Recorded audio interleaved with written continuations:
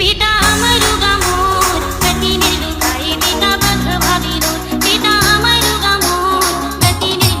बेटा अमरुगा मोर कतीने लुकाई बेटा बख भाभी रोर बेटा अमरुगा मोर कतीने लुकाई बेटा बख भाभी रोर तोर भी अमान तक खाते फिरते रोई नैना तोर भी अमान तक खाते फिरते रोई नैना आने आई डीजे चारों ओर विशु बेटा अमरुगा मोर कतीने लुकाई बेटा बख भाभी रोर बेटा अमरुगा मोर कतीने लुकाई बेटा बख भाभी रोर तुरी चेहरा बेटा कैसे मैं भुलाऊं रे बिलख बिलख के जिंगा रोई कैसे मैं मनाऊं